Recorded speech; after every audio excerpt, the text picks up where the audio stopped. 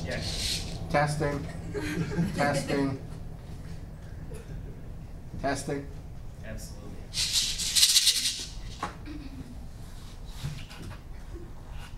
That's an Aborigine mic. They're different than ours. Thank you for laughing.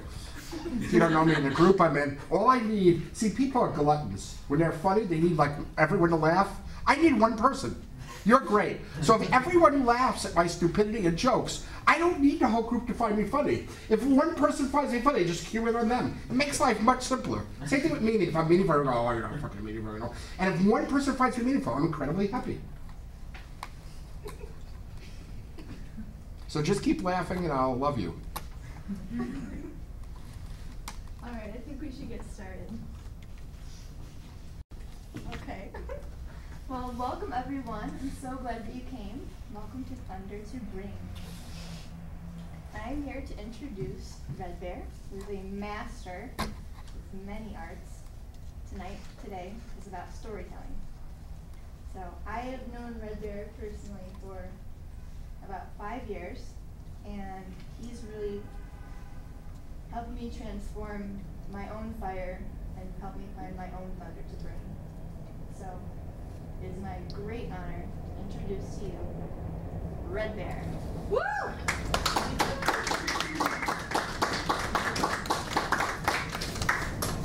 So it's rough in our culture to do talks, because as the tribal cultures knew, there's a problem with this room. Does anyone know what the problem with this room is?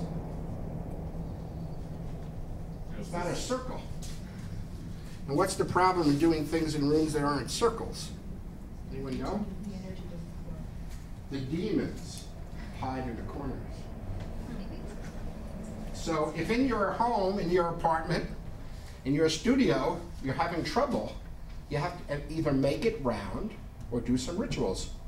So they wouldn't let me make it round, so I just have to light the candle.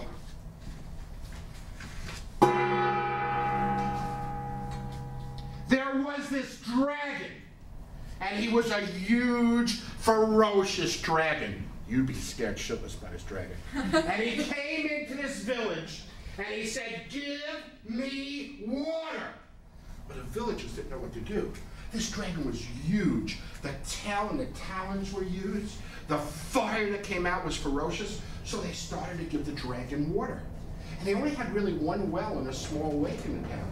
And they kept giving the dragon water. But no matter how much water they gave, the dragon said, "Give me water. I'm thirsty." Well, the townspeople had really emptied the well by this time. And now they didn't know what to do. If they gave all water in the lake, what were they going to drink? What were their families, their animals going to drink?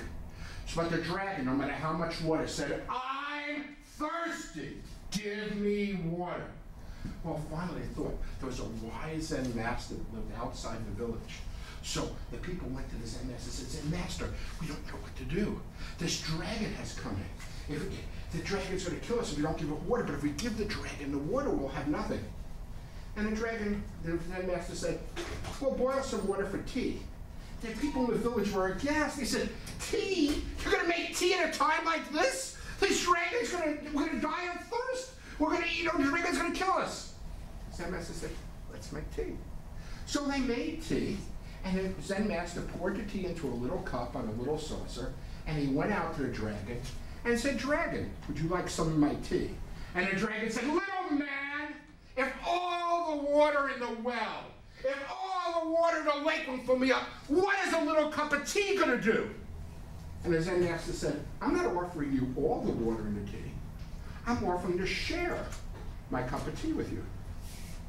So the dragon took a sip, and the Zen master took a sip. And do you know, to this day, the dragon is a friend and guardian of the village?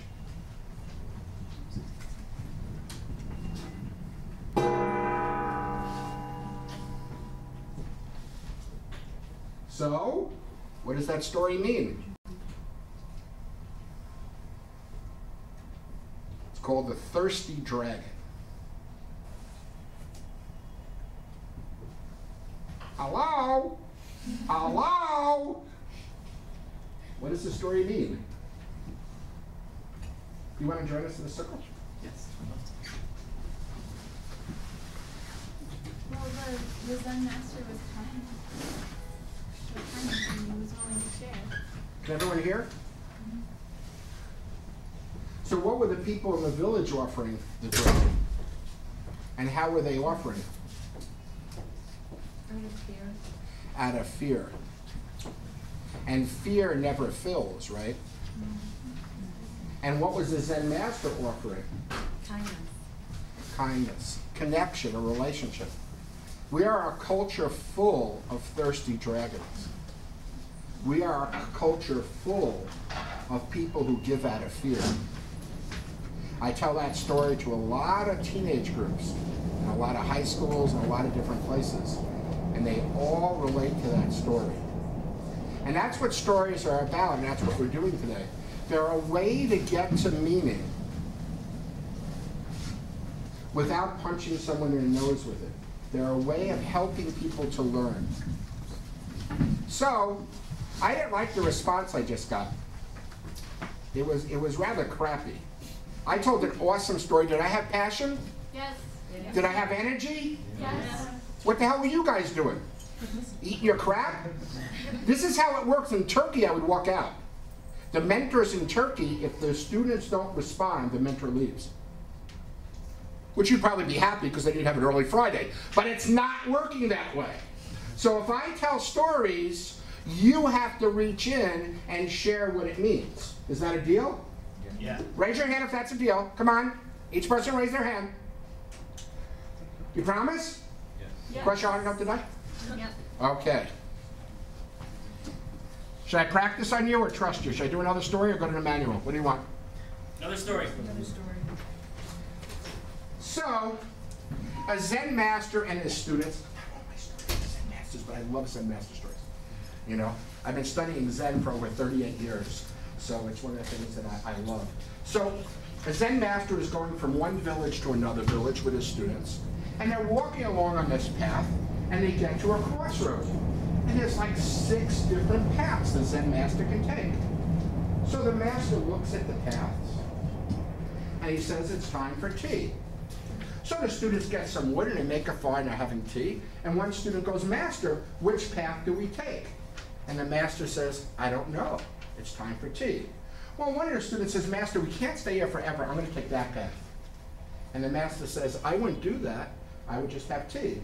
Well, the student goes along that path. He goes on he falls into a hole, and he drops in the pit and he's eaten by a tiger. Well, the master and other students don't know what happened to him, but they wait a while longer, and they're having tea, and other students goes, "Master, we can't stay here forever. I'm going to try this path." And the master says, "I wouldn't do that. I'd have tea." But the student goes along, and he gets on the bridge, and the bridge collapses, and he's in a rushing river, and he dies. Well, they're having tea a while longer, and one of the students goes, "Master, if we can't go to the other village, I'm going to go back to our village." And the master said, "I wouldn't do that. It's time for tea." Well, that student's walking back, and a highwayman come to rob him. He has no money, so they kill him. So they're waiting a long while longer, and the student goes, "Master, we just can't stay here. I'm going to try that path." And the master said, "I wouldn't do that. It's time for tea." Well, that student walks ahead, and he gets in a rock labyrinth, and there's a landslide, and he's killed. So the master and the students are there for quite a long time, and finally a little boy and a little girl and a dog come by. The master bows to the little boy and the little girl and the dog and says, "Do you know the way to the next village?" And the little boy and the little girl and the dog they're all nervous. Master, you don't want to go in that direction. Because if you go in that direction, this time you get 100 big pits. And there'll be tigers in the pits, and you could fall and die. And Master, you don't want to go in that direction. The bridges get wiped out, and you can drown. And Master, you don't want to go back the way you came, because it said there's highwaymen that way.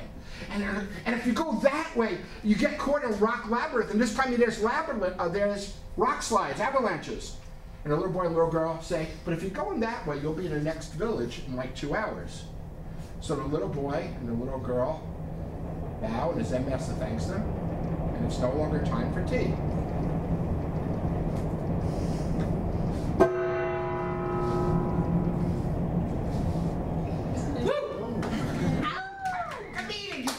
What's the meaning of the story? Patience. Patience. Very good. What else? Observation How so? with the people that have already journeyed somewhere?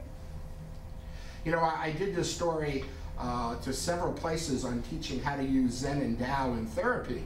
And I was doing it to one group, but I would never tell them what the dog meant. And every time I went, they would all stand with their arms folded saying, "We're not listening to you unless you tell us the dog." And I've only had two, that's one of my favorite stories and one of my oldest. I made a story, it must be a good 28 years ago, and it's one of my favorites. Stories become like your friends, just like great books do, you know? Those two stories I told so far are two of my old friends. That's how I get warmed up, okay? Later on, we'll do a new story that I made just for you guys. Woohoo! Just for you! Just for you! Oh yeah! Oh yeah! You think I'm kidding? I was just at Lewis and Clark College. It was great because I got to go to Mount Hood and the waterfalls, and I made up a story just for them.